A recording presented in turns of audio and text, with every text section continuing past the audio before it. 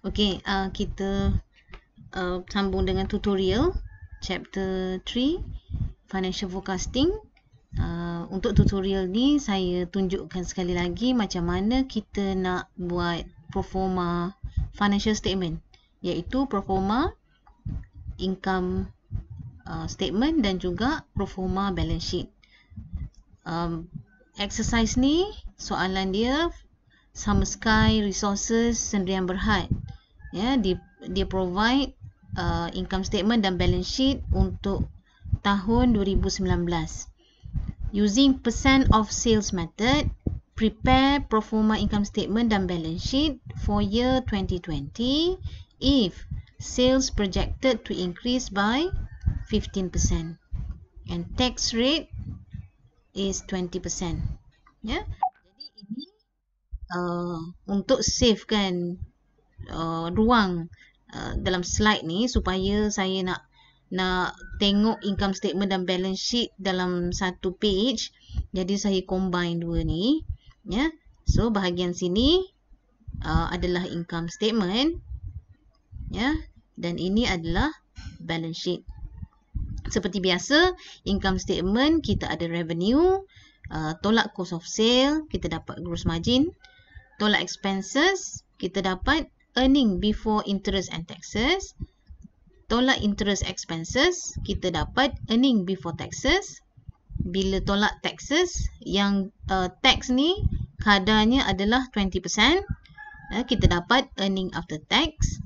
Tolak dengan dividen, ya, kita dapat net income ataupun dikenali juga sebagai retained earning. Retained earning. Okey, bahagian balance sheet pula kita ada asset. Untuk current asset kita ada cash, account receivable dan inventory. Bila kita campur tiga kita dapat total current asset sini, ya. Ini ada total. Kemudian campur dengan net fixed asset, kita dapat total asset, ya. Jadi 3540 ni adalah tiga item ni dicampurkan. Okey. Dan net fixed asset kita dapat total asset. Bahagian liabilities pula kita ada account payable, accruals, dua saja. Untuk current liabilities, dua ni total dia 170, campur dengan long term debt. Kemudian kita ada equity sebanyak 4000 dan retained earning 500. Which means bila kita campurkan liabilities dan equities, kita dapat amount yang sama 6000 dengan total asset. So the rules of balance sheet is that total asset sini mesti sama dengan total liability and equity. Okey. Jadi ini maklumat yang diberikan dalam soalan ni. Macam mana kita nak buat sekarang ni? Apa yang perlu buat adalah proforma income statement dan juga balance sheet, mengambil kira peningkatan jualan sebanyak 15% yang dijangka berlaku pada tahun 2020. Sekarang ni kita nak buat proforma. Proforma adalah jangkaan, jangkaan income statement pada tahun hadapan, tahun 2020. Jadi kita kena tahu bila jualan meningkat sebanyak 15%, apakah item-item di dalam income statement ni yang naik sama banyak dengan kenaikan jualan. Yang pertama, yang saya tik ni adalah item-item yang perlu dinaikkan sebanyak 15%.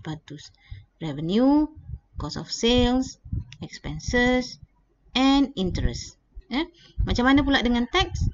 Tax tidak dikira mengikut kenaikan sales, tetapi dia dikira berdasarkan kepada 20% ni, ya, charging berdasarkan kepada EBT, ya, 20% kali EBT. Dan dividen pula disebabkan dia tak ada assumption dekat sini, ya, assumption cuma ada dua ni je. Jadi dividen tak berubah. Tak berubah. Ya. Itu untuk income statement. Okey, kita tengok kepada revision. Kita tengok kepada balance sheet. Kalau sales increase by 15%, cash berubah, account receivable berubah, inventory berubah, dan next net fixed asset berubah. So kalau cash, account receivable and inventory berubah selari dengan kenaikan jualan, current asset pun tentulah berubah. Untuk liability, account payable dan accruals yang akan berubah. Long term debt tak berubah. Okay. Equity tak berubah. Okay. Retained earning dia berubah adalah apabila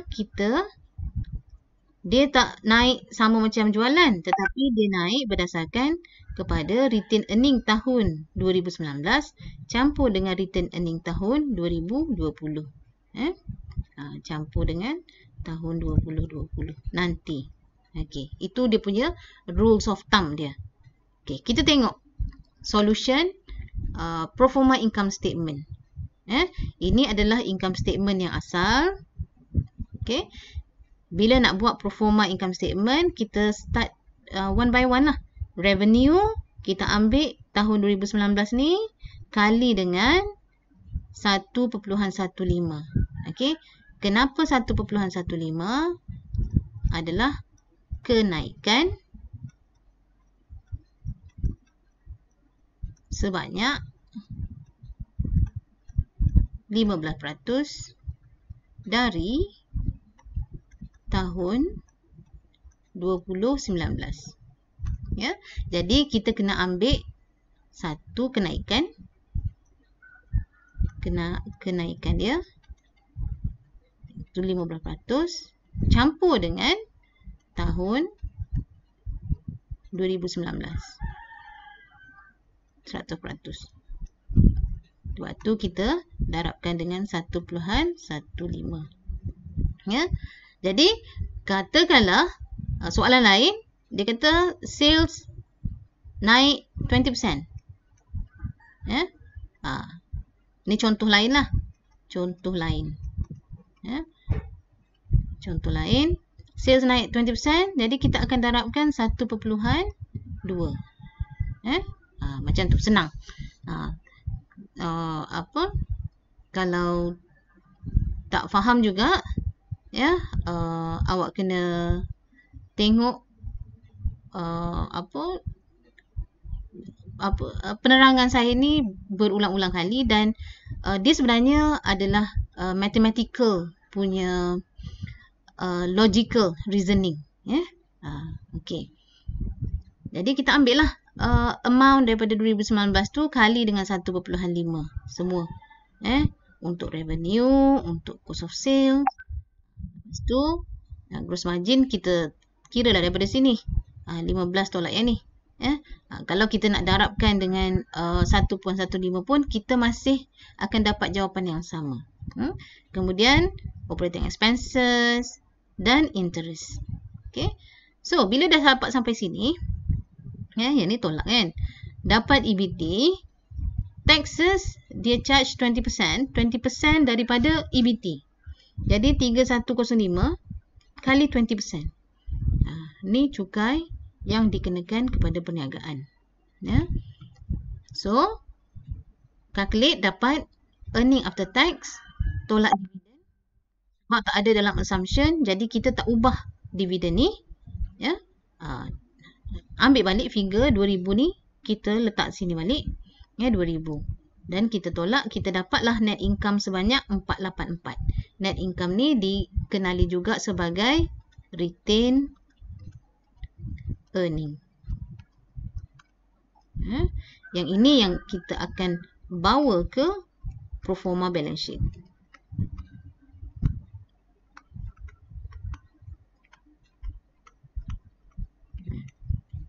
Okay, sekarang kita tengok kepada balance sheet pula. Ya, tahun 2019 dan tahun 2020 ni yang kita nak buat. Ya, okay.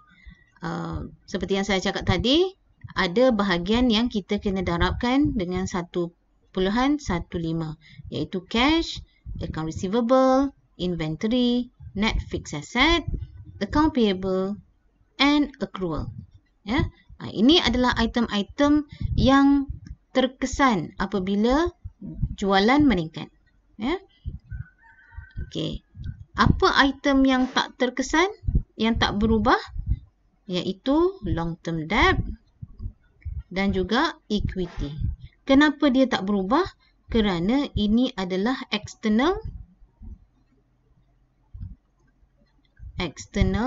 fund. Iaitu bila kita nak ambil modal ni, kita nak tambah modal ni, kita kena dapatkan pemilik syarikat punya decision. Pemilik syarikat. Keputusan. Keputusan pemilik syarikat. Jadi kita tak ubahlah. Kita ambil yang ni, amount ni sama dengan balance sheet previous year 2019. Okey. Yang ni awak calculate lah. Ambil amount daripada sini kali dengan 1.15 dapatlah amount seperti berikut dan calculate lah.